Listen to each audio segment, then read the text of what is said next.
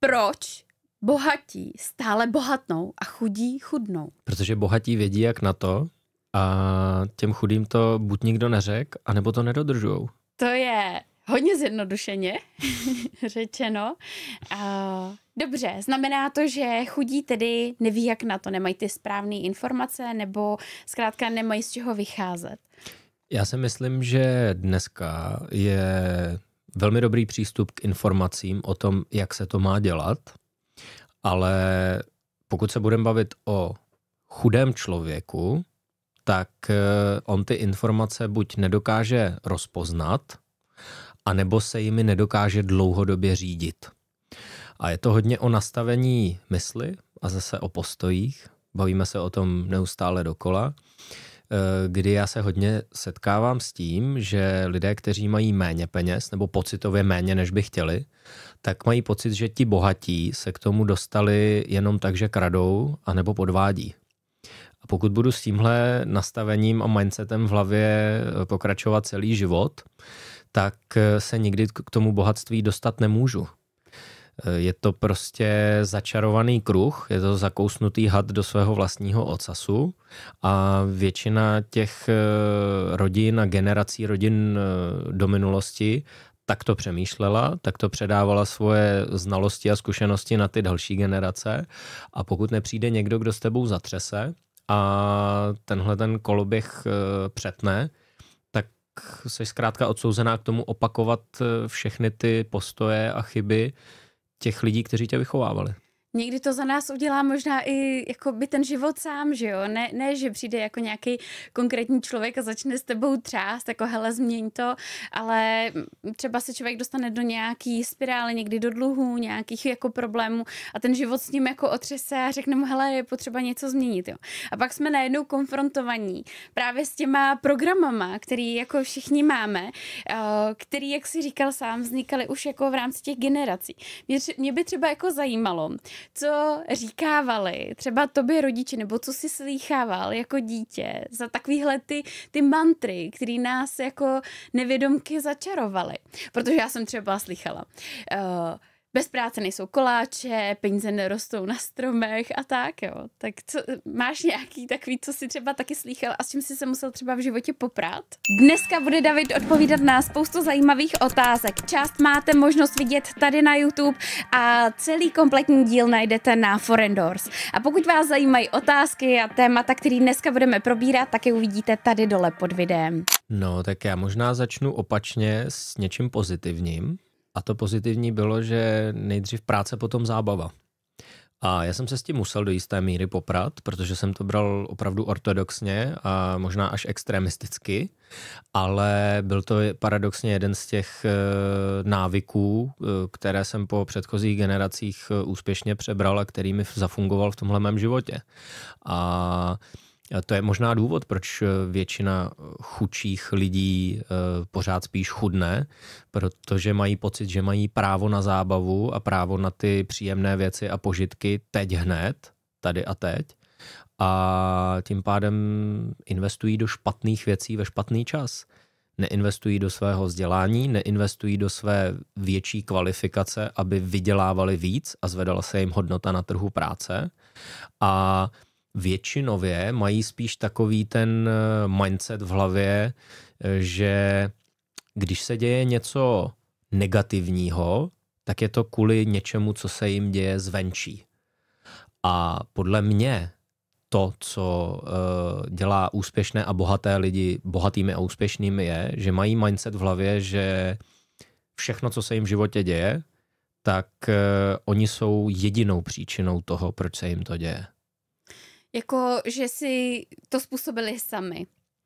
Tou svojí třeba aktivitou nebo tak. Přesně tak, protože tenhle ten přístup, kdy si uvědomíš, že ty můžeš svobodně ovlivňovat, co se bude dít dál a zároveň přijímáš zodpovědnost za to, v jaké se nacházíš dnes situaci, tak je jediná možná cesta k tomu do budoucna něco změnit. Takže řeknu to i na příkladě, kdy zcela objektivně se narodíš do nějakých okolností, narodíš se nějaké rodině, na nějakém místě, narodíš se do rodiny s nějakými postoji a zkušenostmi s penězi, tak asi pokud nebudeš věřit na minulé životy, tak máš pocit, že jsi to nemohla ovlivnit. OK, ale pokud k tomu budeš mít postoj, že to stojí za hovno a že to nemůžeš ovlivnit a že seš předurčena k tomu žít úplně stejným způsobem, tak s tím v životě nic neuděláš. Ale pokud budeš mít postoj v hlavě, já jsem jedinou příčinou všeho, co se mi v životě děje, to znamená i toho, že se teď nacházím v takovéhle situaci, tak ti to ale dává tu svobodu říct si, co chceš, aby se stalo dál. Je to vlastně o tom, jak smýšlíme, tedy to je ten rozdíl mezi chudými a bohatými lidmi. Já jsem teď slyšela, myslím, že to bylo shodou okolností dneska ráno, krátký video od Jana Skryji, který vyprávěl příběh, že se v minulosti udělal nějaký jako experiment sociální, že se vzali kolem 60 dětí, který nebyly vůbec ničím výjimečný, ale těm pedagogům, který je učili, právě tady ti, co ten experiment připravili, tak jim řekli, že ty děti mají obrovský skrytý potenciál k vysokým inteligenci a všechno, jako to tak jako zmegalomanizovali, jestli to říkám dobře, ale prostě udělali z toho jako něco velkolepého a řekli to těm pedagogům. A pak zjistili, že na konci školního roku ty děti měly mnohem vyšší jako IQ než původně. A vlastně byl to ten vliv těch pedagogů, kteří najednou v tom dítěti viděli určitý potenciál, ale on tam jako nebyl. To nebyly jako vybraný extrémně chytrý děti. Tak v tom si říkám, že v tom je to okolí, který nás nějakým způsobem nějakým jako ovlivňuje, tvaruje a připravuje na to, kým jednou jako budeme. Myslíš si, že to hraje opravdu tak jako zásadní roli, jak k nám bylo třeba v tom dětství přistupováno? Já ten experiment znám a naprosto se s tím stotožňuju, protože třeba v mojí praxi, pokud dělám manažerskou činnost a učím juniornější kolegy, jak dělat správně práci finančního poradce, tak jedním z těch faktorů, který rozhoduje o úspěchu toho, jestli se nám to podaří společně nebo ne, aby se dostal na tu úroveň, tak je právě ten můj manažerský přístup. Pokud k němu budu přistupovat tak, že je to ztracený případ, že prostě ty výsledky nemá, mít je nebude, protože už se xkrát v praxi neosvědčil, no tak se nic zásadního nestane. Pokud budu mít ten přístup, že to je geniální obchodník, který ještě neobjevil ten správný potenciál a neumí ho využít, ale někde tam je, tak se čistě a dobře prostě ta pravděpodobnost zvedá.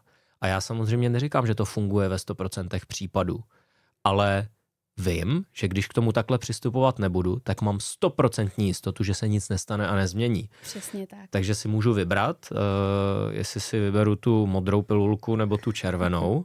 A v tomhletom ohledu myslím, že v Matrixu si vybrali tu červenou, aby zjistili, kam a jak hluboko králičí nora vede. A stejně tak je to v tom přístupu bohatých nebo chudých lidí ke své vlastní finanční situaci.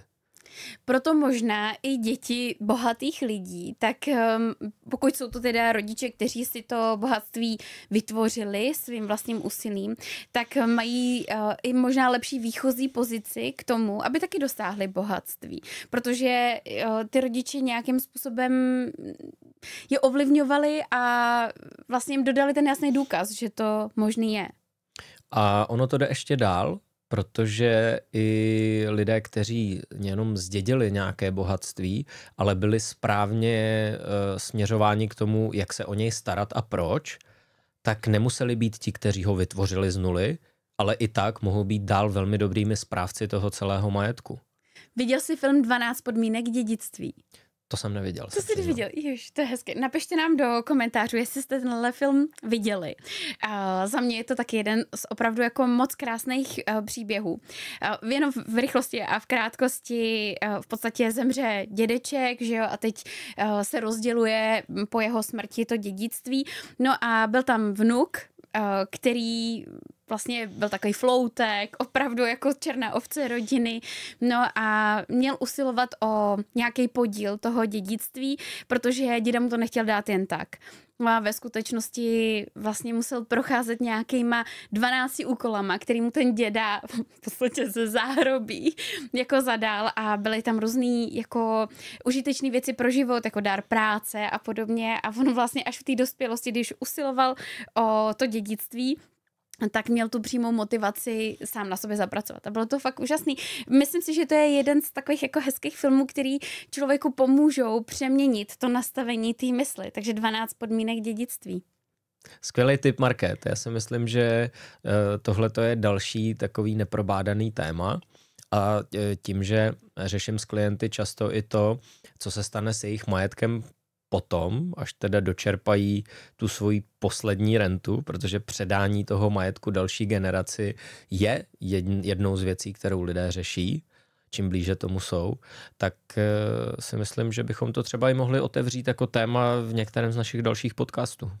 Teď jsme to vzali hodně jako otevřeně, možná i trošku duchovně, to se mi líbí, ale zároveň existují určitě nějaké jako fyzické věci, které člověk potřebuje dělat k tomu, aby toho bohatství dosáhl. Asi to nejde jenom si to představovat a jenom změnit to myšlení, ale potvrdit to nějakýma činama. Tak co jsou takový ty nejběžnější kroky, který člověk má dělat k tomu, aby dosáhl bohatství? Já začnu tím, co nemá dělat. Pokud vás zajímá, jak se vymanit z nekonečných koloběhů finančních problémů, tak klikněte na odkaz, který vidíte tady dole pod videem, protože najdete celý kompletní díl na Foreign Doors. Pokud se jenom plácáš a řešíš to, co se ti zrovna ráno vyrojí v hlavě, že bys mohla chtít nebo nemohla, no tak logicky podíváš se vždycky jenom na účet, na zůstatek a podle toho řídíš svoje finanční jednání. Takže vyměnit ty emoce za rozumný, nudný finanční plán, který tě dovede k těm důležitým věcem v životě a pak si teda nakonec dopřát i tu sladkou tečku. Myslím si, že pro některé lidi je dobré, aby si to prožili. Aby do té exekuce spadli, aby třeba zažili i tu insolvenci, protože to možná může být jediná věc, která jim změní jejich postoje do budoucna. Někteří lidé jsou neponaučitelní a pokud jim někdo pomůže, typicky z rodiny, že za ně zaplácne ten dluh, tak většina těch lidí do roka, do 2 jsou zase zpátky ve stejné situaci.